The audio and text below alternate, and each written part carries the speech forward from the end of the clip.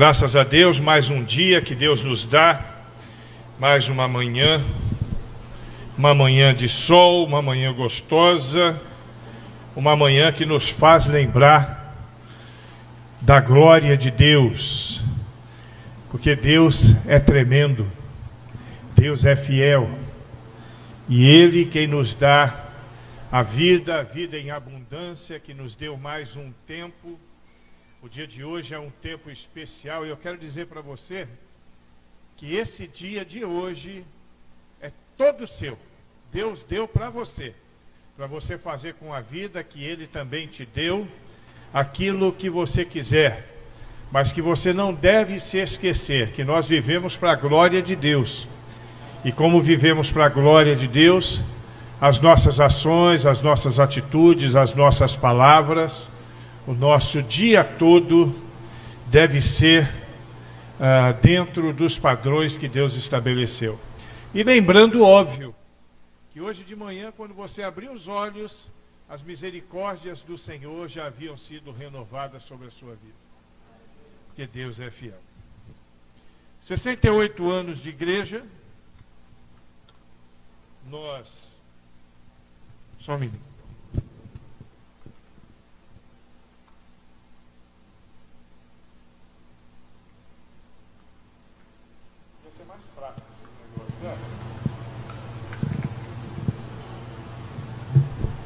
Nós nos alegramos com este aniversário. A propósito, eu trouxe o livro, se alguém quiser depois, está com a minha esposa.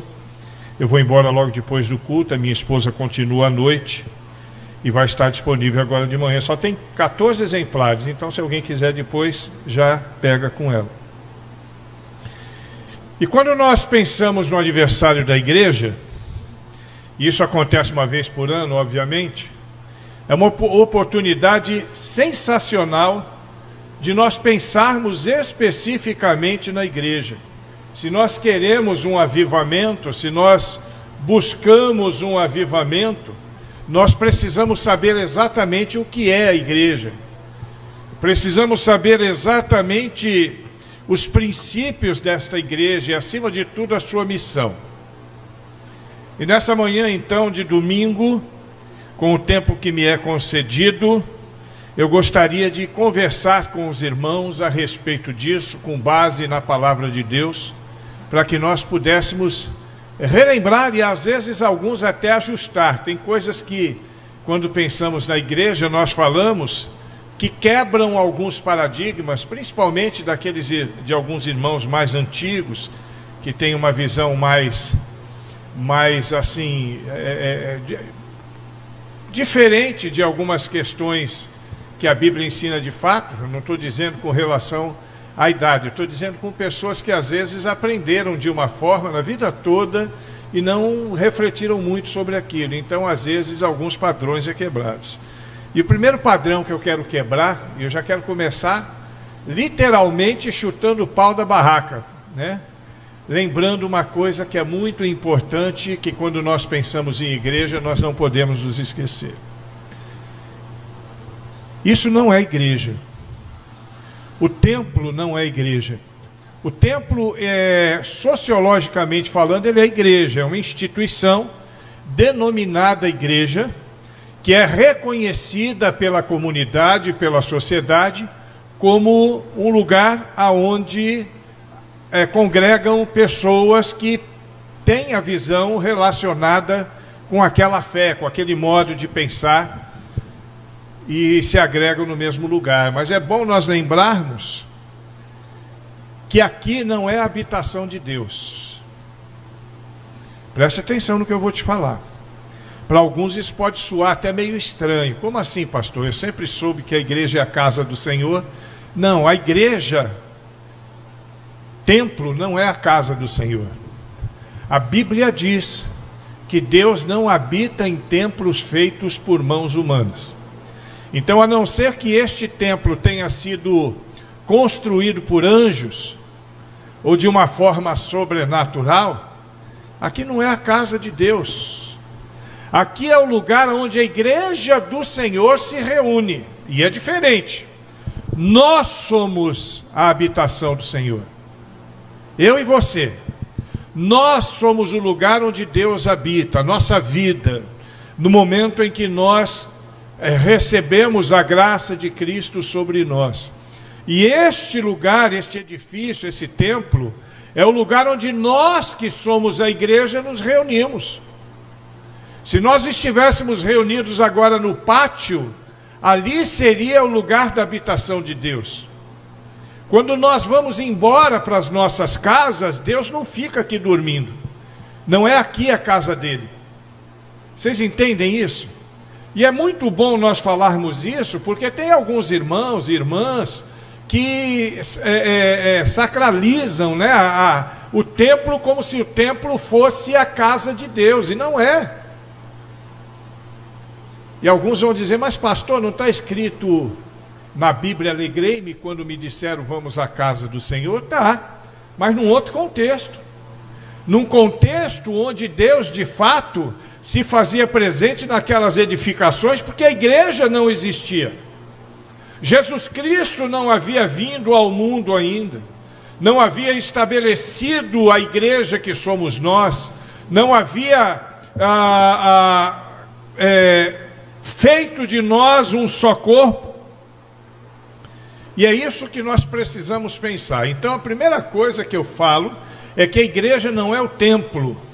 Mesmo que este templo esteja erguido há 68 anos, eu não sei se esse é o caso, mesmo assim, o templo não é a igreja.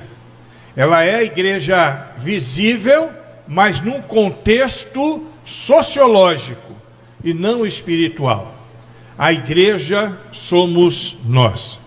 Então, o que é a igreja? Primeiro, a igreja é mística. Ela é misteriosa, não é mítica, não é um mito, é misteriosa. Existem coisas a respeito da igreja que nós não podemos explicar com a nossa visão limitada que temos. E por isso ela é mística, ela está envolta numa questão sobrenatural. Por exemplo, quantos creem que Deus está aqui no meio de nós agora? Digam amém. Amém. E quantos estão vendo com seus olhos Deus aqui agora? Ninguém. Então existe o sobrenatural nessa relação nossa enquanto igreja. A igreja é mística. A igreja, ela é uma instituição que foi fundada por Cristo e não por Pedro, foi fundada por Cristo, na rocha que é Cristo, uma instituição mística onde Deus habita em nós e no meio de nós.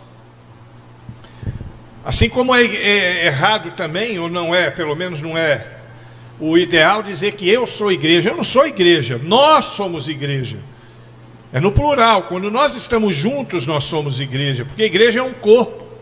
Uma mão sozinha não é um corpo, um pé sozinho não é um corpo, é parte do corpo, estou certo ou não? A palavra de Deus, ela usa uma analogia bastante interessante para a igreja, comparando a igreja com um corpo. Neste corpo, cada um de nós somos membros.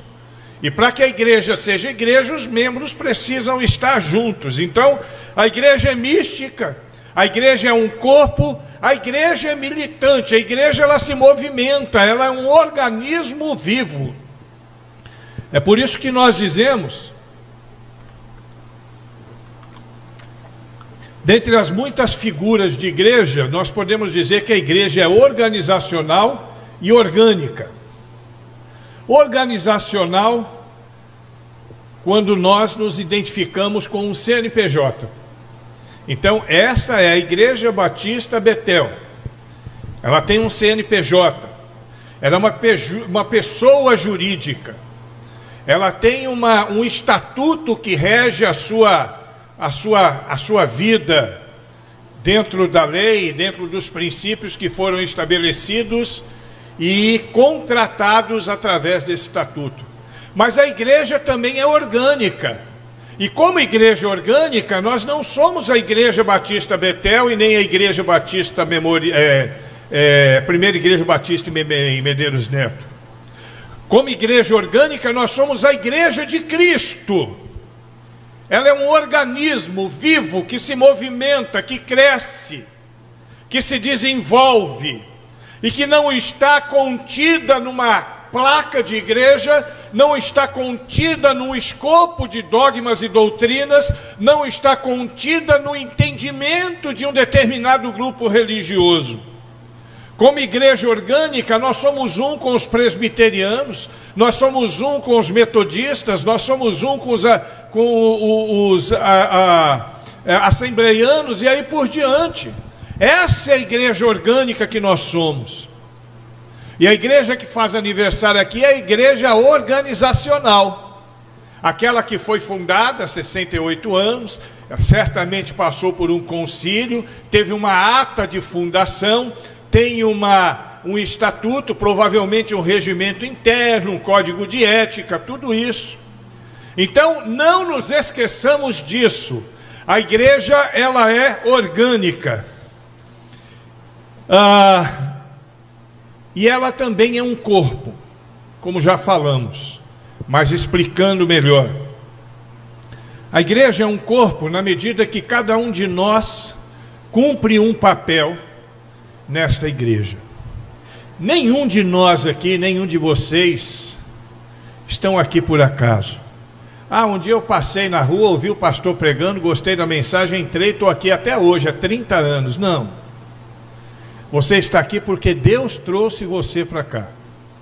Não somos nós que aceitamos Jesus, querido. Preste atenção nisso, é Jesus que nos aceita. É o que o livro de Romanos diz do começo ao fim, é Jesus que nos aceita. Nós simplesmente caminhamos, né? Entendemos e depositamos a nossa fé nesse entendimento de que Jesus nos recebe como pecadores. Ele nos amou primeiro, não foi você que amou Jesus primeiro quando se decidiu, foi Ele que te amou e te recebeu com todos os seus pecados, recebeu a mim com todos os meus pecados. E cada um de nós, então, Deus nos recebe como igreja e nos transforma num corpo. E aí é que eu disse que ninguém está aqui por acaso. O corpo, ele tem os membros adequados para que ele possa funcionar. A analogia de Paulo com relação ao corpo mostra isso. Ele mostra um corpo humano e a igreja, para poder fazer essa analogia. E ele então demonstra que cada parte de um corpo humano é importante. A nossa mão é importante. O pessoal do louvor agora usou as mãos para poder tocar. Os nossos ouvidos são importantes porque com eles nós ouvimos as músicas que foram entoadas e no momento os irmãos ouvem a mensagem que é anunciada. Os pés são importantes, foi com eles que vocês se deslocaram para cá hoje. Não é isso? Agora, um corpo sem pé continua sendo um corpo? Sim, só que um corpo faltando alguma coisa. Se a irmã não tivesse as duas mãos, dificilmente ela estaria tocando violão. Pode até ser porque a pessoa, o ser humano é muito criativo, né? E arrumaria uma forma de fazê-lo, mas já seria mais complicado. Se eu não tivesse cordas vocais, provavelmente eu não estaria falando para vocês agora. Só em algumas igrejas neopentecostal que diz que o cara que não tem garganta fala, né?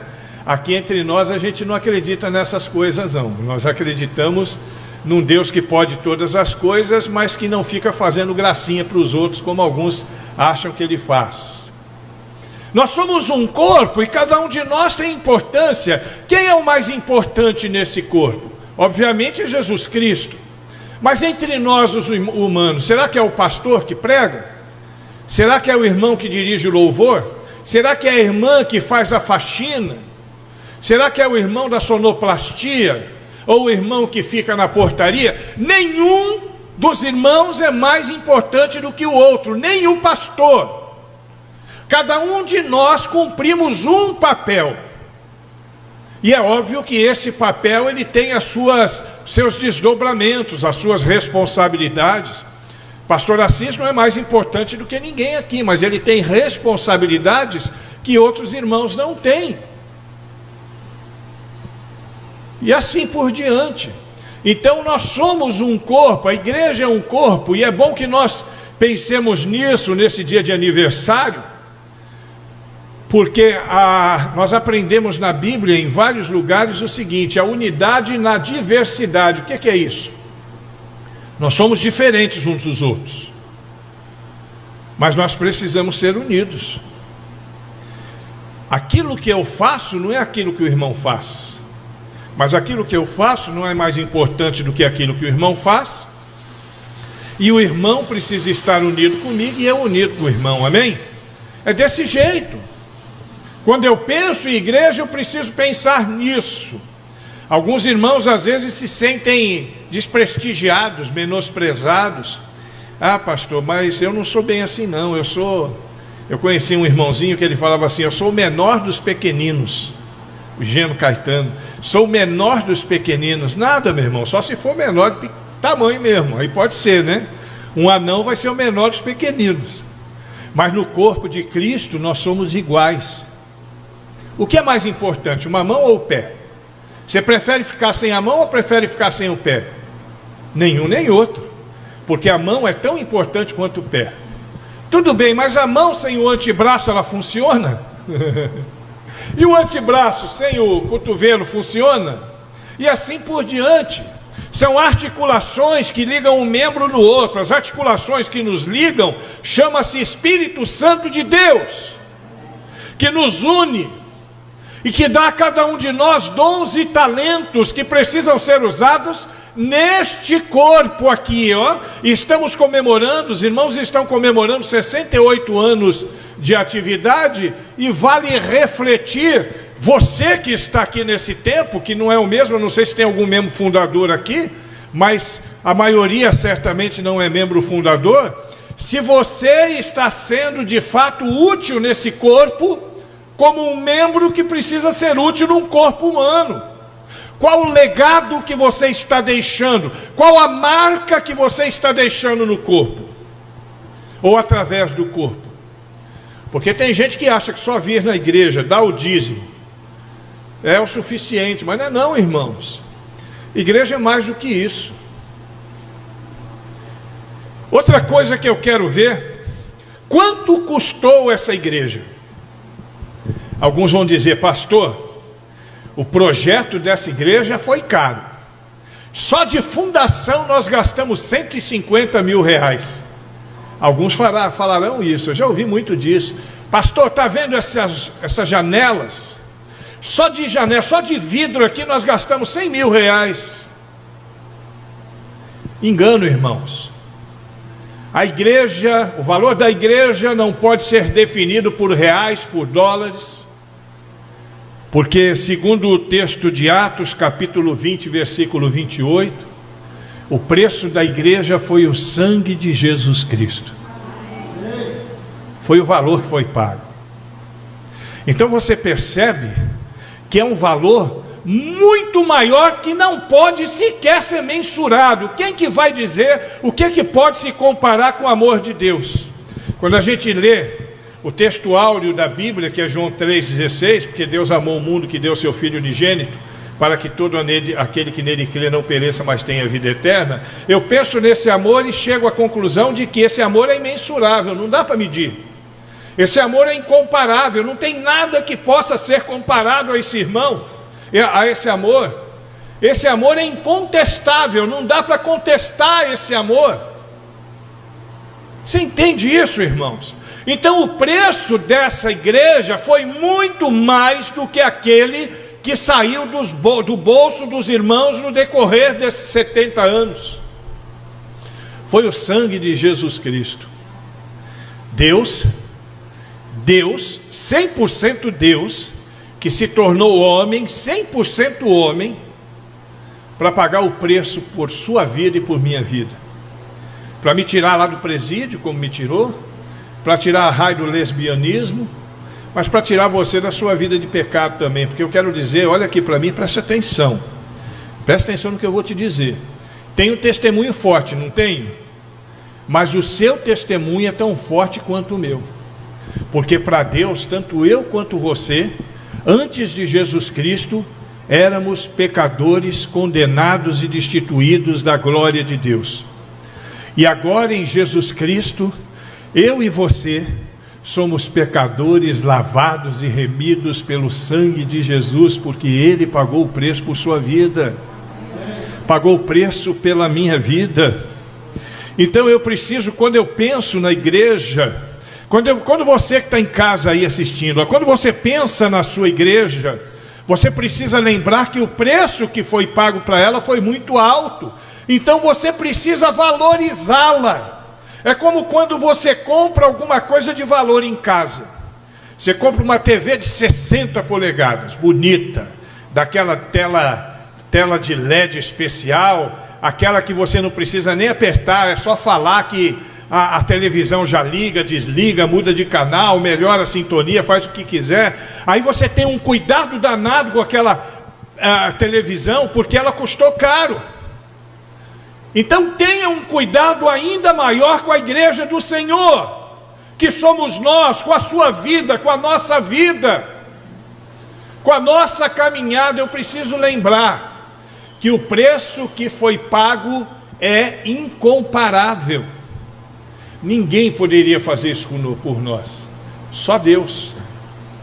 Só Deus, para poder receber cada um de nós, miseráveis pecadores. E eu quero dizer para você, me perdoe a franqueza, mas você é um miserável pecador, sim, lavado e remido, transformado hoje pelo sangue de Jesus Cristo, mas você vai morrer pecador, irmão, ou não? Sim ou não? Nós vamos morrer pecadores, e a graça do Senhor na nossa vida vai nos manter salvos, porque a misericórdia do Senhor, que eu disse no começo dessa minha fala, que se renovou nessa manhã, vai se renovar todos os dias da nossa vida. E a Bíblia diz que as misericórdias do Senhor são a causa de não sermos consumidos. Amém ou não amém? Amém. Hein? 100% amém, porque é verdade. Essa igreja, ela tem princípios, e eu quero pensar com você agora os princípios dessa igreja. Eu vou tentar. Que hora que termina o culto? Pode ir? Olha que tem muita coisa para falar da igreja, viu? Vamos lá então. Na hora que vocês cansarem, vocês digam um amém fora da hora, que eu já vou entender que estão cansados.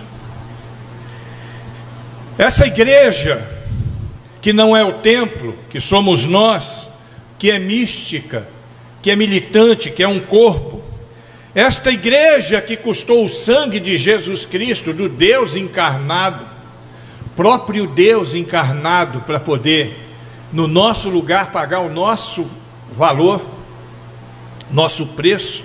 Nosso valor não, que nós não tínhamos nem valor diante de Deus, né? A Bíblia chega a dizer que as nossas justiças diante de Deus são igual trapos de imundície. Nós somos valorizados hoje pela graça de Deus sobre a nossa vida. Essa igreja tem princípios.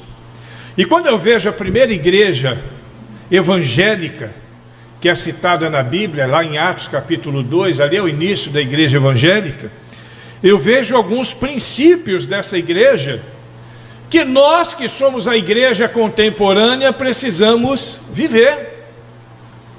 Ontem eu falei, e não nego o que eu falei, é verdade.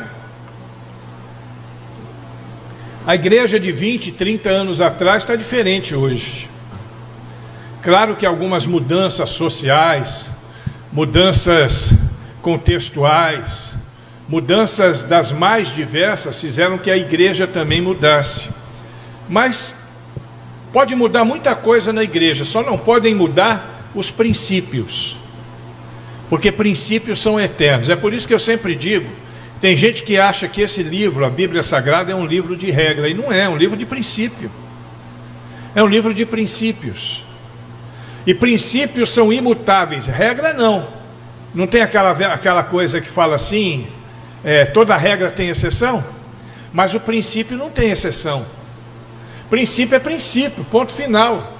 Ah, mas se eu não quiser seguir, bom, se você não quiser seguir esse princípio, você não segue, mas o princípio permanece apesar de você. Isso é em qualquer área da vida. E a igreja, então, ela tem alguns princípios. Primeiro princípio, em Atos capítulo 2, versículos 42 e versículo 46, o princípio da perseverança. A igreja precisa ser perseverante, irmãos. Isso é um princípio. O que é ser perseverante? É avançar apesar de. Mesmo que o mundo todo se posicione contra a igreja que somos nós precisamos seguir adiante. Atos 2:42 diz: perseveravam na doutrina dos apóstolos, na comunhão, no partir do pão e nas orações. E 46 diz: diariamente perseveravam, unânimes no templo, partindo o pão de casa em casa e tomando as suas refeições com alegria e singeleza de coração.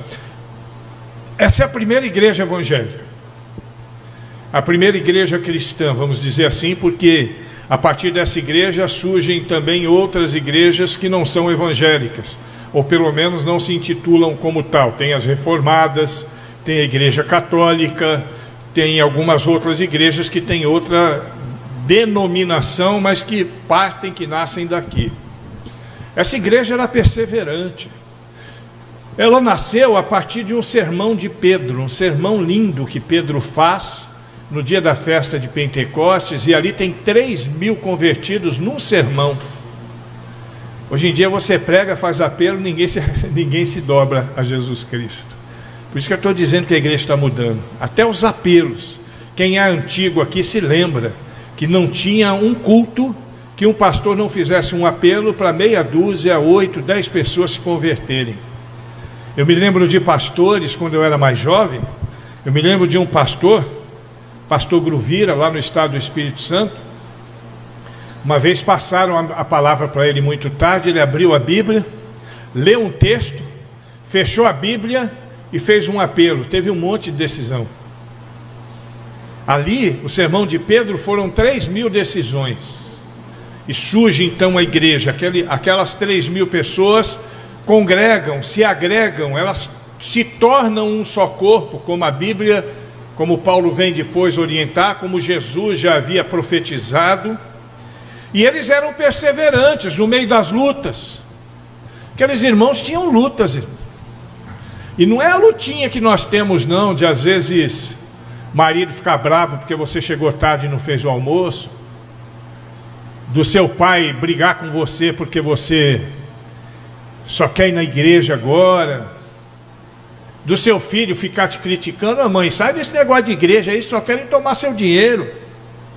Não é esse tipo de luta não, é luta mesmo, ferrenha, que levou alguns dos apóstolos, se não quase todos, só João que não, a morrerem martirizados. João foi o único que não morreu martirizado, mas mesmo assim ele morreu de velho na cadeia por causa do Evangelho de Cristo. Eles enfrentavam leões quando necessário para não negar o nome de Cristo. Enfrentavam o martírio dos mais terríveis possíveis. A perseguição religiosa que matou tantas pessoas. Aqui na sequência a gente vê o primeiro mártir, que foi Estevão.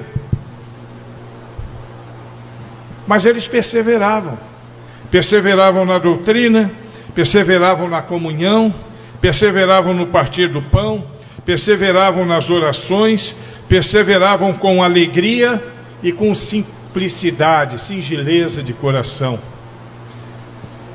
Eu e você precisamos manter esse princípio na nossa vida: perseverança. Perseverança. Eu gosto de usar o exemplo da perseverança da doutrina, é mais ou menos assim. Nós temos um escopo doutrinário e dogmático, batista. Se você é batista, você é batista. Aí um dia aparece na sua casa alguém dizendo que se você não guardar o sábado, você vai para o inferno. Aí você faz o quê? Chega para o pastor: pastor, eu vou sair da igreja. Por quê? Eu vou para tal igreja assim. Mas por quê? Porque eu descobri que aqui não guarda o sábado, então aqui não é igreja de Deus. Ou então chega outro, bate na sua porta e diz que o nome de Deus é Jeová. E aí você deixa a igreja porque aqui é uma igreja apóstata, né?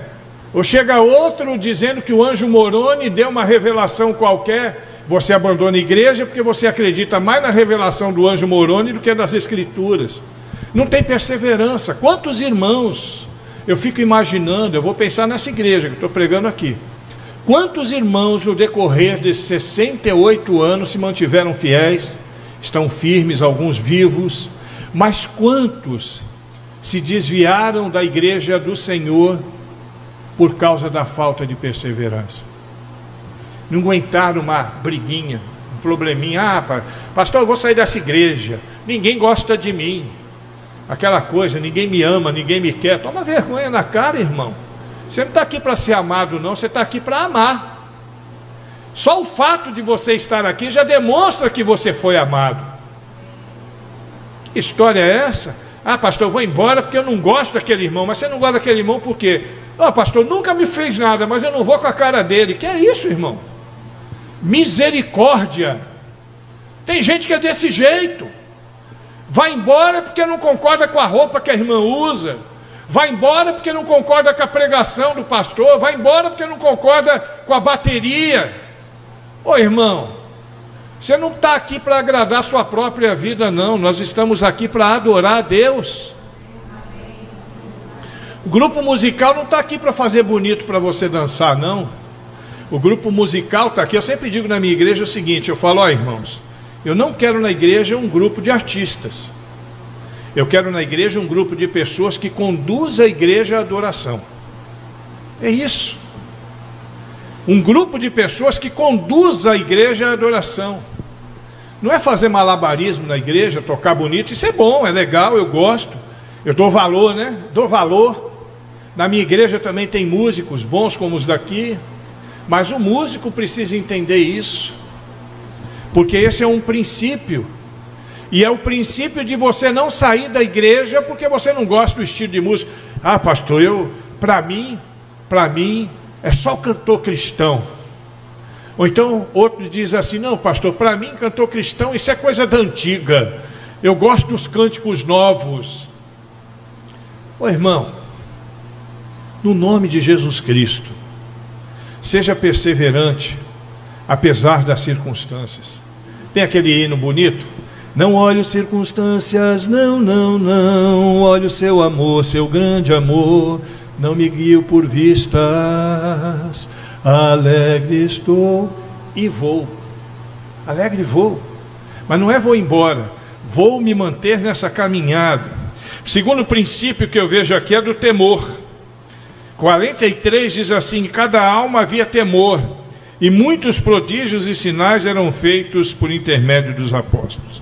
Sabe o que é temor, irmão? Tem gente que confunde o temor bíblico com o ter medo. São duas coisas diferentes. O pior é que tem gente na igreja porque tem medo do inferno. Tem outras pessoas na igreja porque tem medo de Deus. Ou tem medo do diabo ou tem medo de Deus. E por isso vem para a igreja. Irmão, deixa eu falar uma coisa. Você não tem que ter medo de Deus. Deus não é um bicho, não.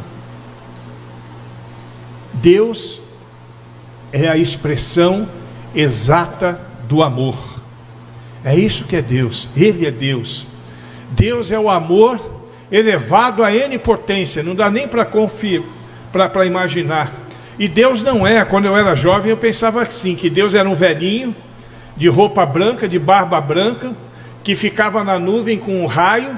Quando alguém fazia alguma coisa errada, ele jogava um raio na cabeça da pessoa. Então a pessoa ficava com medo de tomar uma raiada na cabeça. Esse não é Deus, irmãos. Esse não é Deus. Deus não vai jogar raio em você se você errar, não, porque Ele sabe que nós somos pecadores.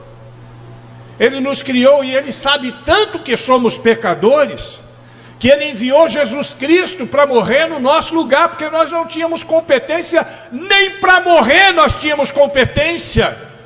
A sua morte, o seu sangue não ia resolver a sua pendência com Deus. Sangue de cordeiro, como era lá no Antigo Testamento, haja cordeiro, você tinha que ser um fazendeiro, ter milhares e milhares de cabeças de ovelha para matar todo dia, e mesmo assim você não ia dar conta. Mas aí João, primo de Jesus Cristo, quando vê Jesus, no momento que ele está batizando, e lá vem Jesus, e João olha de longe e diz assim, aquele é o Cordeiro de Deus que tira o pecado do mundo. Então não tem que ter medo de Deus, tem que ter temor. O que é ter temor então, se não é ter medo? É ter respeito. É ter Deus como personagem principal da sua vida. Quem é o personagem principal da sua vida? Será que é o seu marido? Será que é a sua esposa? Quem é o personagem principal da sua vida? Seu filho? Seu pai? Está errado, irmãos. Personagem principal na nossa vida não sou nem eu, é Deus. Ter temor a Deus é colocar Deus no centro do seu coração e da sua mente. Ter temor a Deus é respeitar a Deus acima de tudo e de todos. É antes de fazer qualquer coisa na sua vida, você perguntar: o que Deus pensa sobre isso? Porque eu quero fazer exatamente aquilo que Deus quer que eu faça. Diferente, por exemplo, de um casal de namorados cristãos que dizem amar a Deus, mas em determinado percurso do seu namoro eles entendem: nós já estamos juntos há bastante tempo, nós vamos casar mesmo, então vamos correr para o abraço, né? Se é que vocês me entenderam o que eu quis dizer. Aí não está temendo a Deus. O personagem principal na história da vida desse casal não é Deus, é ele mesmo. Ele está atrás do prazer pessoal dele. Isso pode acontecer? Pode. Eu não estou satanizando quem passou por isso, não. Mas se a pessoa está focada em Deus, focada, isso é importante. Paulo, lá em Atos capítulo 20, 28, 24, quando ele fala para os líderes de Efésios, ele diz: em nada tenho a vida mais importante para mim. Não tem nada mais importante para mim do que viver para a glória de Deus. Isso é mais importante. É mais importante do que sentir prazer físico. É mais importante que beijar na boca. É mais importante do que ganhar dinheiro. É mais importante do que ficar rico. É mais importante do que ter um bom curso na faculdade. Todas essas outras coisas podem acontecer. Você pode beijar na boca, você pode sentir prazer, você pode ficar rico, você pode ir para uma boa faculdade, você pode ter um carro novo, mas Deus tem que estar em primeiro lugar. Aquela igreja tinha isso, eles tinham temor a Deus, eles respeitavam a Deus. A igreja Betel, com 68 anos de idade, precisa desenvolver isso com muito afinco, e eu sei que os irmãos temem a Deus. Mas está na hora, nesse dia de aniversário, de olhar para dentro de si e falar assim: o que é que eu tenho que melhorar? Será que alguém aqui tem alguma coisa para melhorar? Se alguém tem alguma coisa para melhorar, levante a mão. Olha, está vendo? Todo mundo tem. Nós temos. E o que é que nós estamos fazendo para melhorar? O que é que nos motiva? O que deve nos motivar é o temor a Deus. Isso que deve nos motivar. Um terceiro princípio é o princípio da fé. Todos os que creram estavam juntos e tinham tudo em comum. Fé. O que é fé? Fé é acreditar nas coisas que nós não estamos vendo, mas nós temos certeza que existe. Você quer ver um exemplo? Em algumas igrejas, principalmente pentecostais, a pessoa só acredita mesmo na presença de Deus quando vê o reteté. Precisa ver alguém virar cambalhota, precisa ver alguém tagarelando tipo um papagaio, precisa ver alguém sapateando, fazendo aqueles negócios assim, já viram? Porque se não vê isso, não vai acreditar que Deus está ali. Por que na Igreja Batista nós não temos isso? Porque eu não preciso disso para saber que Deus está aqui. Eu creio pela fé. E a fé é a certeza das coisas que eu não vejo. Perguntei há pouco se alguém estava vendo a Deus aqui. Alguém está vendo Deus aí? Mas quantos sabem que Deus está aqui? Por quê? Pela fé. Esse é um princípio inegociável. É tão inegociável que o autor de Hebreus vai dizer o seguinte: que sem fé não dá para agradar a Deus sem fé. Como é que eu vou agradar a Deus? Como é que eu vou adorar um ser que eu nunca vi na minha vida? Alguém vai dizer: não, pastor, mas eu estou vendo na natureza, eu estou vendo no dia a dia. Não, tudo bem, mas a ciência também vai tentar demonstrar a natureza sem Deus. Não é isso? E eles são até bem sucedidos em alguns argumentos que eles têm. Então eu não vejo Deus pela natureza. Eu vejo Deus pelos olhos da fé, irmãos. pelos olhos da fé. Eu creio em Deus porque eu sei que Ele existe, ponto final. Alguém vai dizer, me prova. Eu digo, eu não tenho que te provar nada. Se você quiser crer, que você creia. Se não quiser, não creia. Eu e minha casa serviremos ao Senhor. Desse jeito. Esse é um princípio negociável. Se você não tiver fé, você não vai caminhar, irmãos. Para muita gente, a igreja não é mais do que um clube, aonde você se relaciona com alguns amigos que pensam igual você, onde você vai às vezes para azarar. Sabe o que é azarar? Quem sabe o que é azarar? Azarar é tentar arrumar uma namorada, tentar arrumar um namorado. Tem gente que vai na igreja para azarar, né? Azarar diz que é para ver se dá sorte, né? Tem gente que vai, irmão. Nessa igreja aqui não, mas por aí é assim, ó. Vai para a igreja não é porque teme a Deus, é porque eu quero ganhar aquela irmã é tão bonita, mas ela disse que se eu não for na igreja ela não me beija, então eu vou para a igreja para ganhar uns beijos. Está errado, irmão. Não é desse jeito não. Não é desse jeito não. Ter fé é acreditar naquilo que você não vê. Ter fé, quantos aqui têm certeza que vão para o céu? Diga amém. Quantos têm certeza que o céu é um lugar lindo? Diga amém. Como é que você sabe? Você já foi lá? Como é que você sabe que é um lugar lindo? Pela fé. Ah, mas está na Bíblia. Quantos acreditam na Bíblia? Diga amém.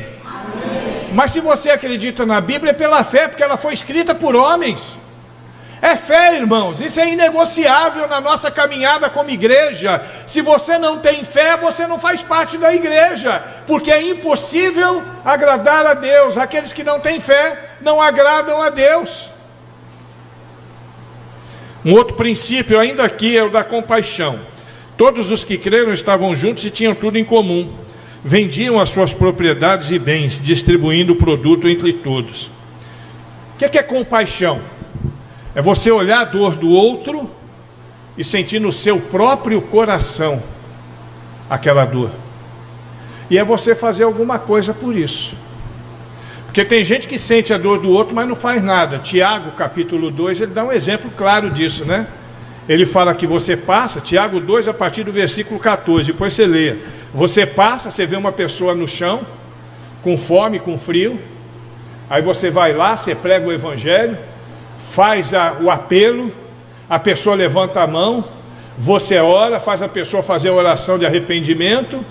Depois que ela fez, ela levanta toda feliz, aí você olha para ela, ó, Deus te abençoe, agora você é salvo em nome de Jesus. Fui. E vai embora. O cidadão continua com fome, o cidadão continua com frio, sem ter onde morar. Cadê a compaixão? Aí você diz, pastor, eu não vou conseguir salvar o mundo não. Eu não vou conseguir mudar o mundo, eu sei que não. Quantos aqui já ouviram aquela parábola do incêndio na floresta? Incêndio na floresta é uma parábola interessante.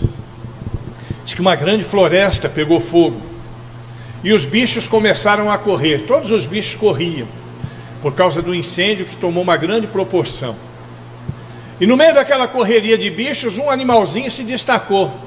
Um beija-flor. Conhece o beija-flor? E o beija-flor ia lá no mar, pegava uma gotinha de água, voltava para o incêndio, paf, jogava a gotinha de água. Voltava no mar, pegava uma gotinha de água, chegava no incêndio, paf, jogava. Um 100? 120. Imagine cada cristão dando R$5 só, por mês para ação social. R$5, dá o dízimo, dá suas ofertas, R$5 é para ação social.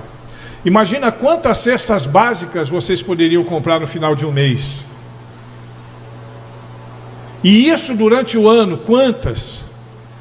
E é claro que a gente não vai ser uma instituição assistencialista, mas através da cesta básica, que mata a fome imediata da pessoa, você consegue trazer o evangelho da graça que garante à pessoa Jesus, o pão da vida que sustenta para sempre.